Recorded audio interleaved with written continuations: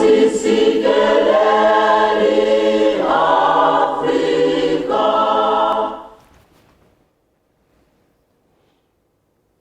University of Fort Hare in the Eastern Cape has reached a historical milestone as it celebrates its centenary today. The university came into existence in 1916 after Presbyterian missionaries endeavored to educate young amaXhosa people, but ended up attracting students from across Africa. Operating under the slogan, "In your light, we shall see the light," the institution provided Africans, including many of the continent's most famous leaders, with world-class education. Fort Hare's Vice Chancellor, Dr. Mvuyo Tom, says that the history of the institution speaks volumes. Let's now cross live to the celebrations, centenary celebrations, to our essay. In fact, before we get there, there's first a package that we'll play before we get to Alice in the Eastern Cape, where our SABC reporter is. But first, let's take a look.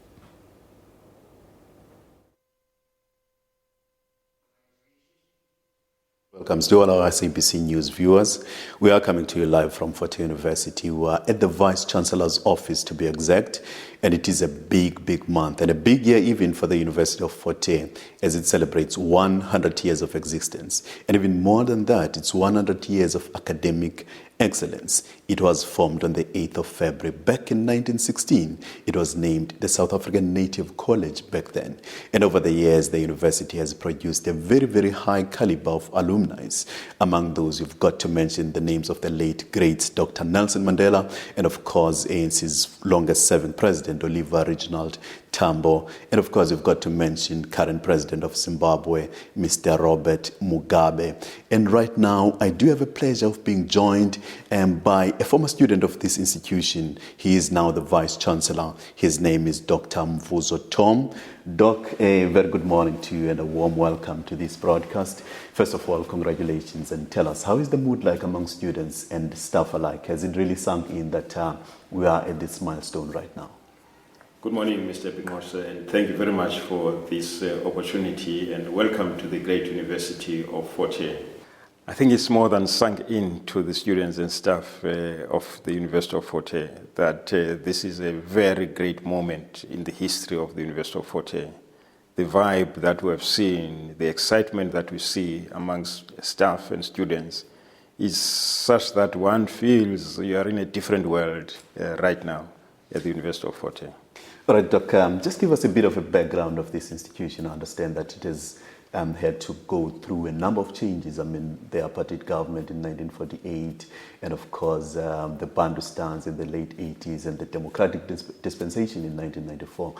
Those changes must have affected the university. Just a bit of a background on that. The rest of that trajectory of the university, I always divide into three phases. The phase before 1959, the phase between 1960 and 1990, and the phase from 1990 to now. 1990 to now basically is when the liberation movements were unbanned in South Africa. The University of Fort Hare, having played that great role in the liberation struggle, had to change, go into a transition as well, just like the country, and go into a democratic mode. Between 1959 and 1990, it was all apartheid. So that history has got its own challenges and its own moments when most of the students were at the University of Fort Hare under protest, so to say.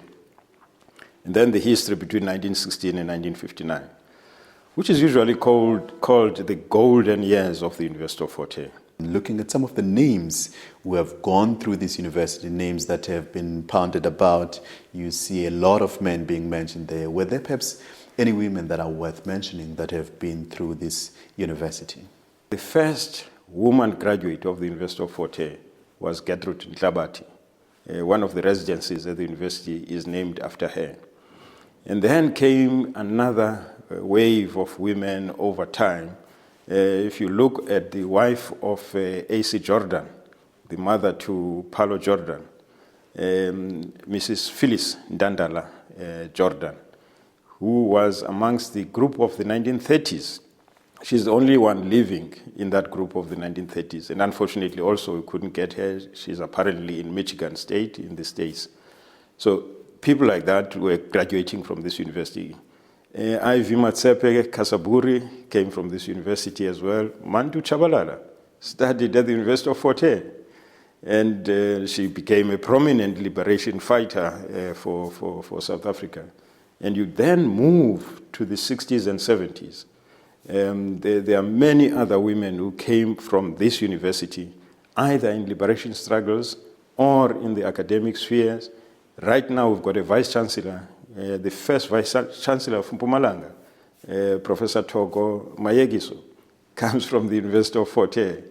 You go to the commercial sector, you go to other areas, you'll find people like Tenjwe Mtinso, who became a freedom charter in the MK, a freedom fighter in MK, came from the University of Fort Hare. So there are many in business and in other areas that are products of the University of Fort Hare. It's true that most of the time we focus on men, and that's a mistake that we should rectify, especially at this time of our centenary. Looking ahead to the next 100 years, I mean, there's a lot to celebrate over the past 100 years, and looking forward to the future, perhaps the next 100 years, what can we expect from this institution? We still want to have a serious footprint in Africa. We have not less than 10 countries represented at the University of Fort Hare in terms of the African continent. People like Sobukwe did mention that the University of Fort Hare should be that space which is for African development. And therefore, we still need to play that role, making sure that we are the premier university in Africa. And every African has got a yearning to be at Fort Hare. So that's part of the next 100 years that we must deal with, breaking through and not become what has been up to now a historically disadvantaged institution, but a very sustainable premier African university. Doc, let's thank you very much for your time and for availing yourself to speak to us. It's been a great pleasure working with you. Thank you very much, sir. And all the best for the next 100 years. Thank you very much. Yes. Well, that was the Vice Chancellor of Fort Hare University, Dr. Mvuyo Tom. Well, you've heard it for yourselves, ladies and gentlemen. And with that, allow us to wrap and hand back to you guys in Auckland Park.